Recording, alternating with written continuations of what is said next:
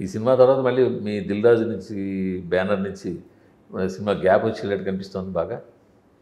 Gap ఏం లేదు. ఇప్పుడు తమ్ముడు రిలీజ్ అయిపోయిన తర్వాత ఆగస్టు నుంచి మొదలు పెడతాం నెక్స్ట్ సినిమాలు. రిలీజ్కి నేను చెప్పింది రిలీజులు నెక్స్ట్ ఇయర్ అదే 26లోనే, అంటే అదే ప్లాన్ చేసాం.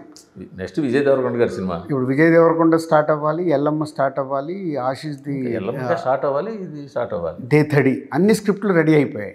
దేతడి మూడోదా? దేథడి ఆశీష్తో అనౌన్స్ చేశాం కదా. యా, నెక్స్ట్ ఆగస్టు నుంచి అన్ని టేక్ ఆఫ్ చేసి ఓన్లీ 26 రిలీజులు. 26లో స్టార్ట్ అయ్యేటి అన్ని is a big setup. So దానికి ఏంటంటే 2016 నుంచి 17లో ఎలా అయితే వచ్చాయో సినిమాలు అలా వర్క్ చేస్తున్నాం. అసలు రాజుగారు అంటే కనీసం మినిమం 6 సినిమాలు ఇయర్కి. ఎన్ని తీసామనే జనాలకు ఎందుకండి, మంచి సినిమా ఇవ్వాలి. ఇప్పుడు సంక్రాంతికి వస్తున్నాం లాంటి బ్లాక్ బస్టర్ తర్వాత 6 నెలల తర్వాత వస్తున్న తమ్ముడు, ఇది సూపర్ హిట్ అవ్వాలి. థియేటర్ ఎక్స్పీరియన్స్తో సూపర్ హిట్ అవుద్ది ఈ సినిమా. I'm believing that.